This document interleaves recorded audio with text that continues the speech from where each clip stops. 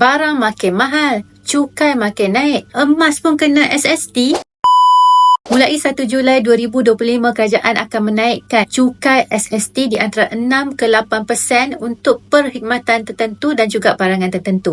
Tapi jangan risau tuan-puan, emas tidak dikenakan cukai SST. Antara barangan yang dikenakan cukai 5% ialah bahan makanan premium, contohnya salmon, king crab dan ikan kod. Selain itu, buah-buahan import juga seperti avocado dikenakan cukai 5%. Tetapi apple dan limau dikecualikan daripada cukai ini. Selain itu, cukai juga ditingkatkan untuk perkhidmatan kesihatan swasta dan juga pendidikan swasta untuk bukan warga negara Malaysia. Jadi jangan risau, warga negara Malaysia tidak terlibat dengan cukai untuk perkhidmatan kesihatan swasta dan juga pendidikan swasta. Bagi wanita, kena alert. Cukai untuk perkhidmatan kecantikan juga telah dinaikkan kepada 8%. Contohnya untuk facial, gunting rambut dan juga untuk melangsingkan badan. Emas ini pula tidak dikenakan cukai sebab emas ini adalah aset pelaburan dan dia berkait rapat dengan budaya dalam majlis-majlis perkahwinan untuk semua bangsa di Malaysia. Sekarang ini pula harga emas tengah rendah. Jadi tuan-puan boleh ambil peluang ini untuk mulakan simpanan emas tuan-puan. Dengan Public Gold, anda boleh menyimpan emas serendah RM100 sahaja di dalam akaun Emas Gap. Anda boleh kumpul gram di dalam akaun Emas Gap, kemudian boleh keluarkan apa saja emas fizikal,